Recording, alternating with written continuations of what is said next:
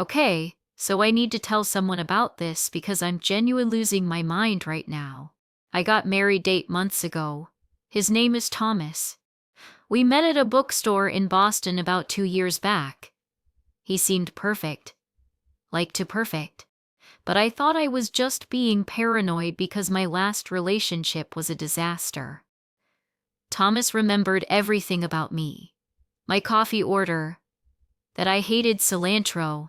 That I needed to hold his hand in crowds because I get anxious. I thought I'd finally found someone who actually paid attention, you know. He proposed on a random Tuesday. We were eating Chinese takeout in his apartment. No big production. Just him looking at me and saying marry me, like it was the most obvious thing in the world. I said yes immediately. Didn't even think about it. We got married in October at this cute inn in Vermont. Small wedding. 30 people. My parents flew in from Chicago. His mom came from Portland. A few friends. Very low-key. I wore a simple white dress. No veil. Thomas cried during the ceremony. Real tears. Not the fake kind people do for the photos. His hands actually shook when he put the ring on my finger. He whispered, "I'll love you forever," and I believed him. The reception was great. We danced. Ate too much cake. Listened to terrible drunk toasts from college friends. It was perfect. At midnight we went upstairs to our honeymoon suite. Room 12. Four-poster bed, windows overlooking the forest. Very romantic. Thomas carried me over the threshold. Started kissing me. Unbuttoning my dress. Then his phone rang. I told him to ignore it. But he looked at the screen and his whole face changed. He said, "I'm sorry. I have to take this." I was like, "Are you serious?" He just said, "I'm sorry" again and walked into the hallway. I sat there in my half-button dress for 10 minutes listening to him talk through the door. I couldn't make out the words, but his voice sounded weird. When he came back, I asked if everything was okay. He said, "Yeah, work thing." "On our wedding night?" I asked. He kissed me like he was apologizing. We had sex. Fell asleep. But I kept thinking about that phone call. About how his face changed when he saw who was calling. The next day we drove to Maine for our honeymoon. This cabin by the ocean. Supposed to be no Wi-Fi, totally off the grid. It should have been amazing. It was amazing. Mostly. Except Thomas kept checking his phone. I pointed out there was no service. He said he was just checking the time. I said, "Your watch tells time." He laughed it off. But he kept doing it. Third night there. I woke up at 2 in the morning and he wasn't in bed. I found him on the porch, phone pressed to his ear, talking so quietly I could barely hear him. I caught him saying, I know, but I can't right now." I went back inside before he saw me. Pretended to be asleep when he came back to bed. That was the first time I felt it. This cold little feeling in my stomach. Something's wrong. We came home the next week. Back to our apartment in Cambridge. Everything felt off somehow, like the furniture was in the wrong place even though nothing had moved. Thomas started working late. Coming home at 9, 10, sometimes 11 at night. "Big project," he said. But it never ended. The late nights kept happening. I suggested we go to dinner one night. Our favorite Italian place. He said he couldn't. Meeting with clients from London. Time zone thing. I watched him leave. Then I did something I've never done before. I followed him. I don't know why. I guess. Something felt wrong. He didn't go to the subway. He walked 3 blocks and got into a black car with tinted windows. Just got in and drove away. When he came home that night, I asked how the meeting went. He said fine, productive. I didn't tell him I'd followed him. I didn't know what to say. That night at 3 in the morning his phone buzzed. I picked it up before I could stop myself. The message said same time tomorrow. Don't be late. No name. No number. I put the phone back down. My hands were shaking.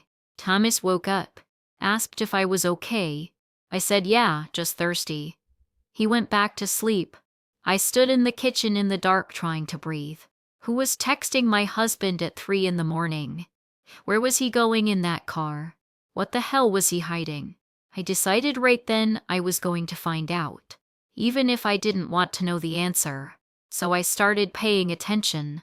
Like really paying attention. Thomas had always been private. Kept his phone face down. Changed his passwords a lot. He said it was for security because of his job in software development. Made sense at the time. Now it felt different. I noticed things, small things. He showered the second he got home. Every night. Like he was washing something off. He started going to the gym at weird times. 5 in the morning. 10 at night. When I asked about it, he said he needed to clear his head. From what? I asked. Work stress, he said. But he wouldn't give me details. He stopped touching me. Not completely. But the intimacy was gone. He'd kiss me goodbye in the morning, but it felt automatic. Like he was checking a box. In bed he turned away from me. Said he was tired. Early meeting. I tried everything. Wore the lingerie he used to love. Suggested a weekend trip. He said soon, when work calms down.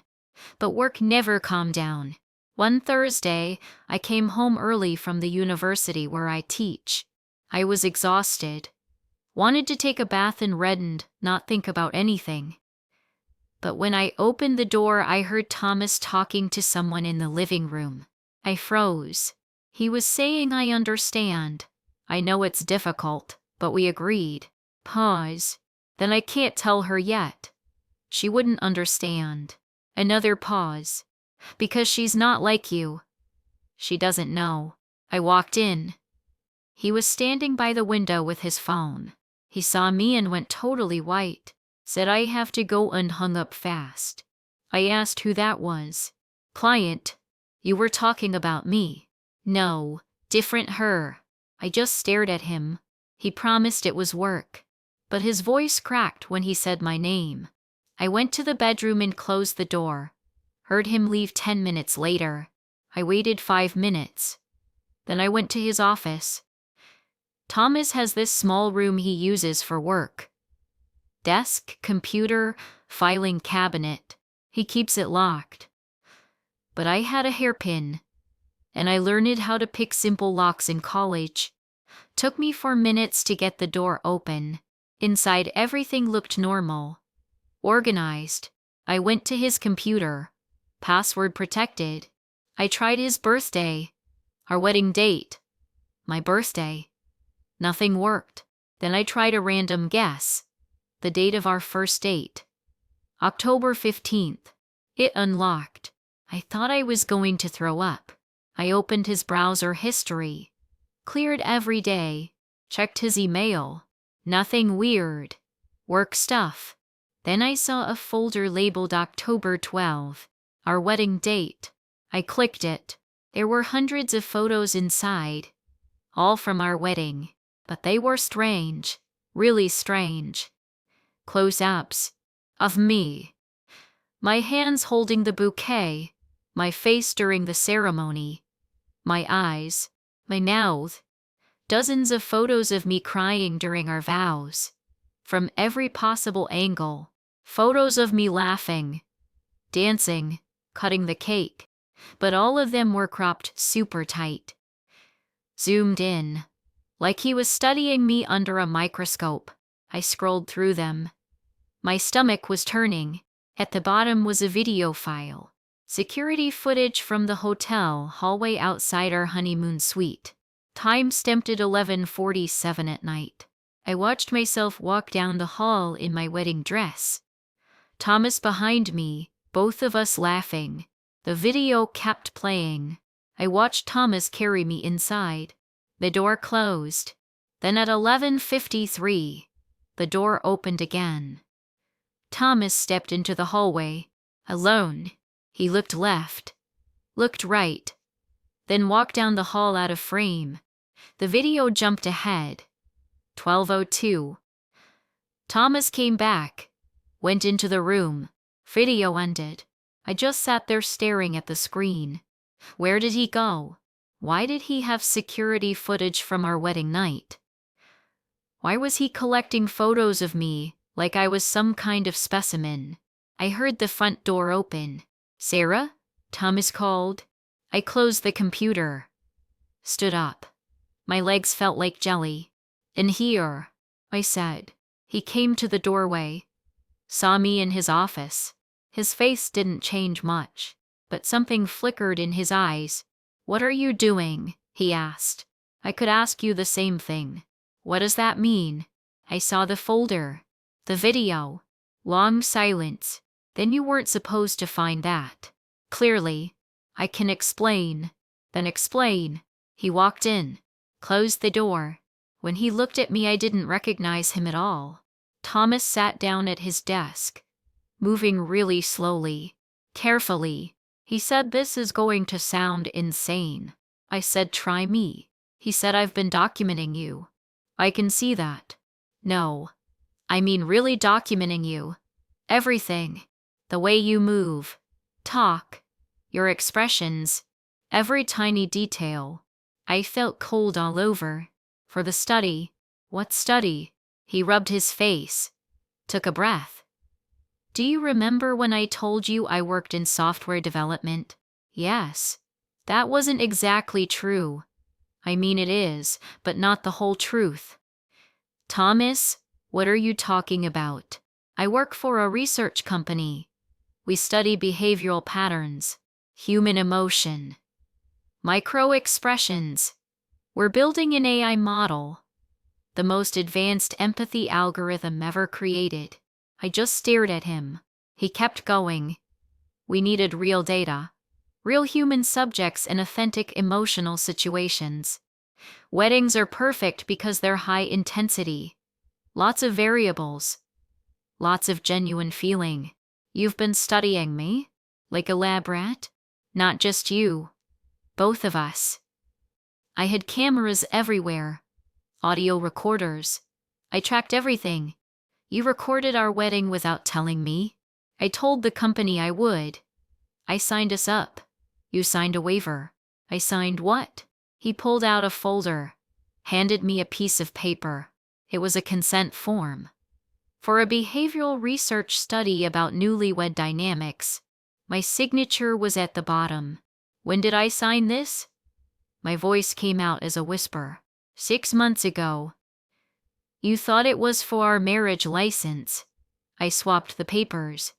The room was spinning. I sat down on the floor because I couldn't stand anymore. You've been lying to me for 6 months. I've been doing my job. Your job. Your job was to trick me? It wasn't personal. We're married. It's all personal. He said nothing. I looked up at him. What else? What else have you been lying about? The phone calls. The late nights. Those were debriefing sessions with my team. We analyze the data every night. You're analyzing me every night? Your behavioral patterns, yes. Stop saying it like that. Stop making it sound clinical. But it is clinical.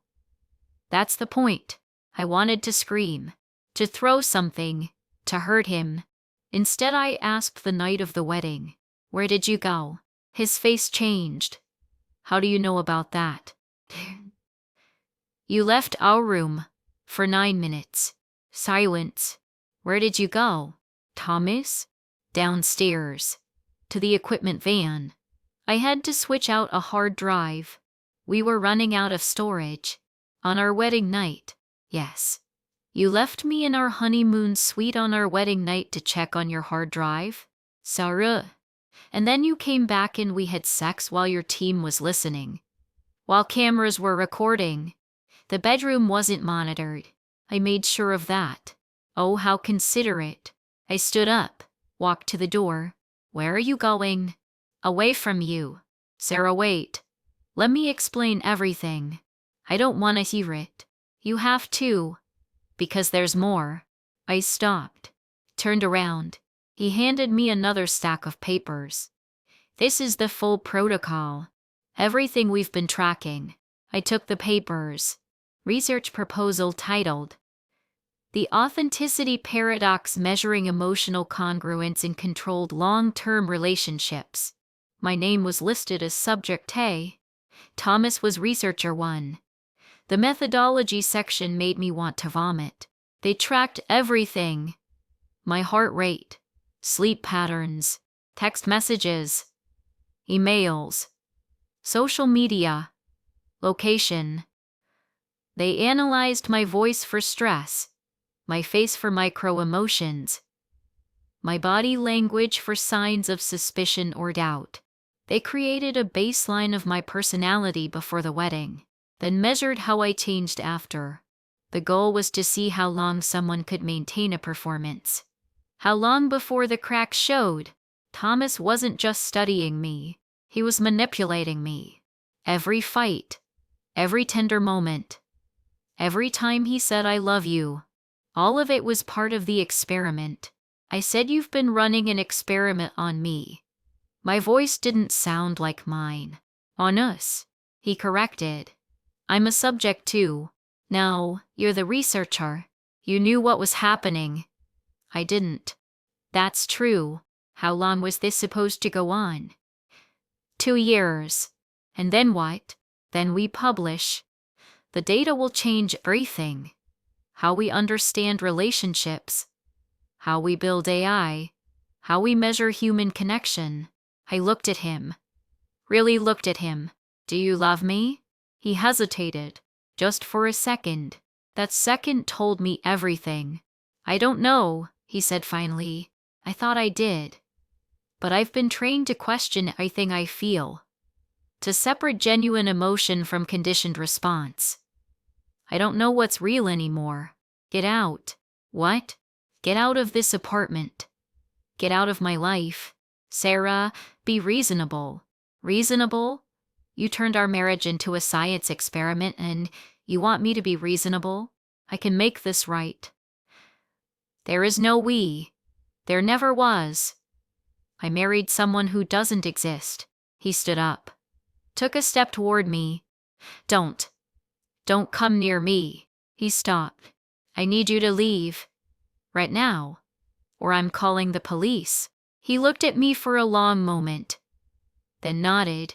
Grabbed his laptop. Coat. At the door he turned back. For what it's worth, he said. Some of it was real. I didn't answer. He left. I stood in his office surrounded by his research. His lies. And I decided what I was going to do next. I didn't cry. I got to work. Thomas left his computer. Unlocked. Logged into everything. I spent 6 hours reading every file. Every email. Every piece of documentation. The research company was called Empath IX. Based in California. Funded by venture capital and defense contracts. They recruited Thomas 3 years ago. Before he even met me. His assignment: find a subject. Build a relationship. Get married. Document everything.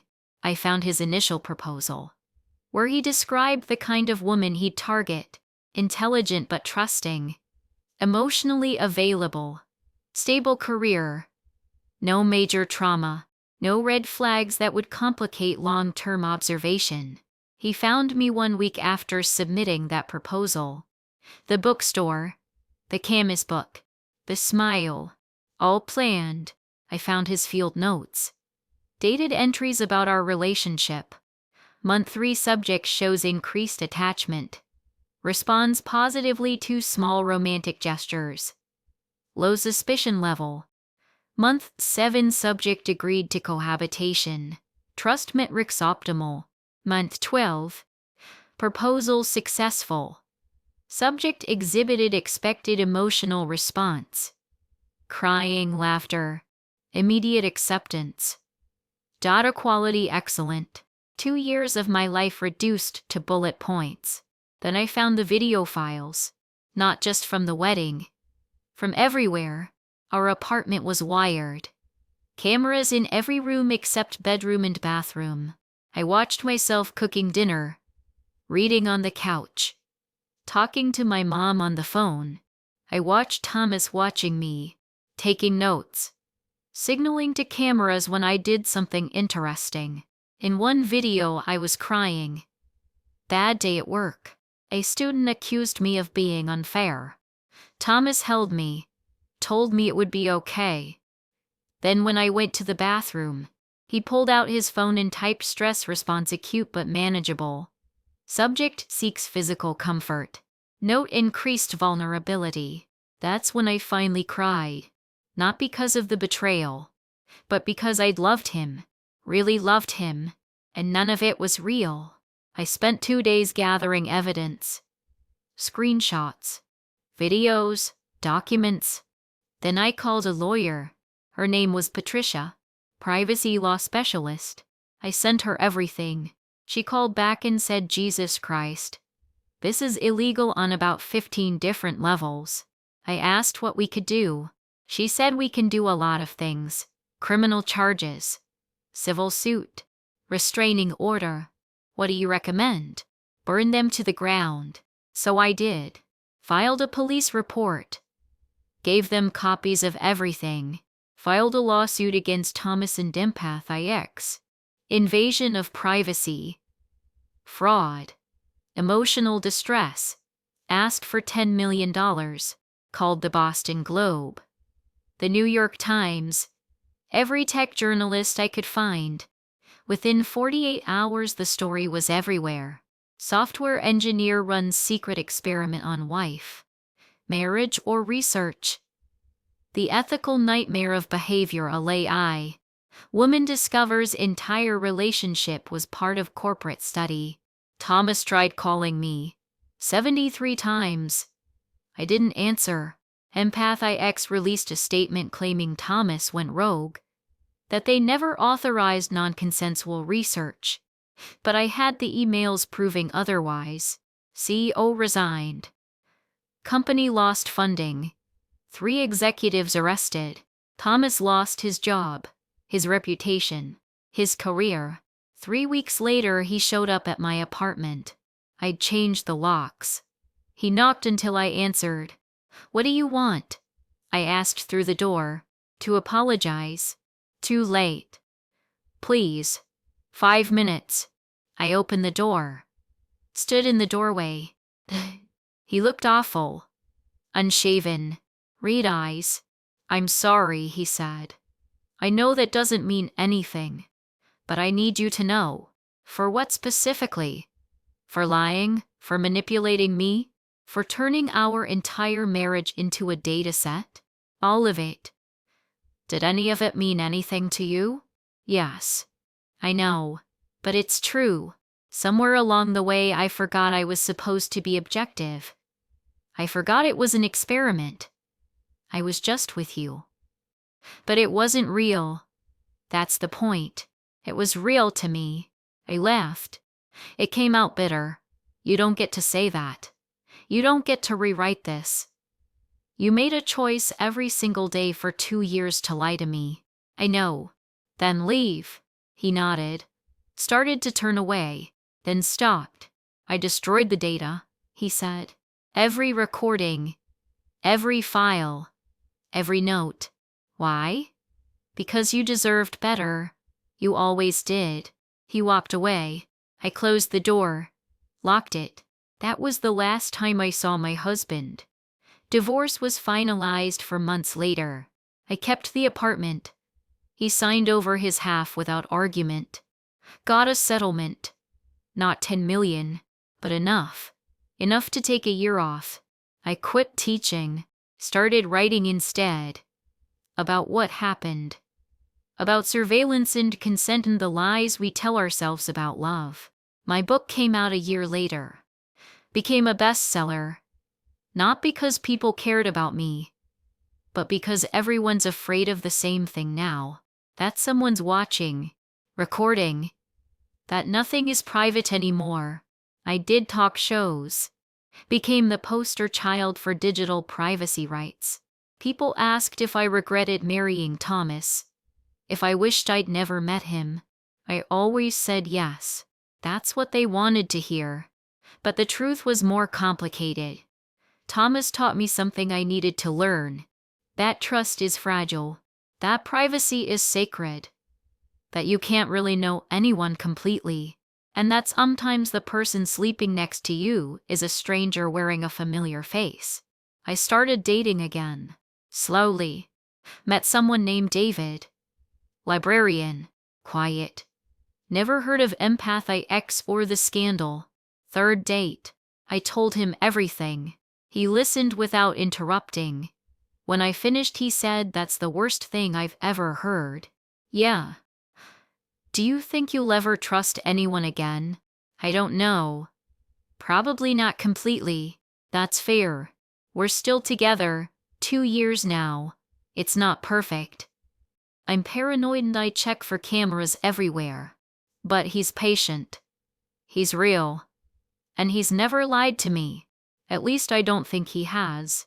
I'll never really know. That's the thing Thomas stole from me. Not my privacy, not my dignity, my certainty. I'll spend the rest of my life wondering if people mean what they say. If moments are genuine or performed. If love is real or just a chemical reaction we've learned to monetize. I went back to the inn in Vermont last year, where we got married.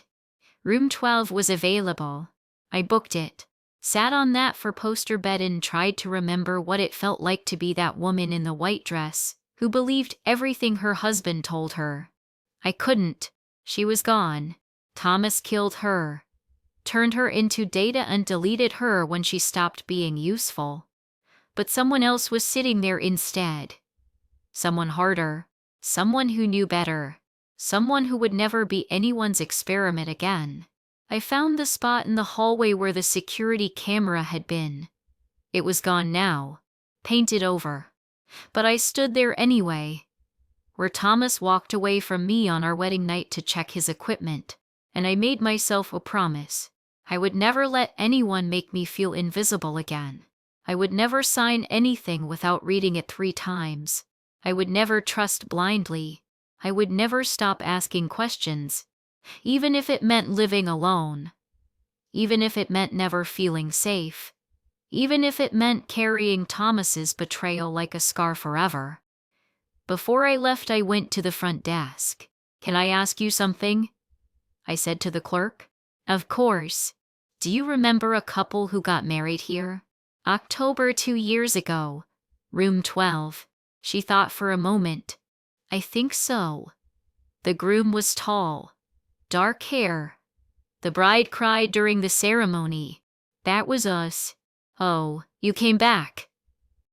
"Do you remember him leaving that night? Going out to the parking lot?" Her face changed. I thought it was strange. He kept going in doubt. Said he forgot something in his car. 3 or 4 times. "Thank you."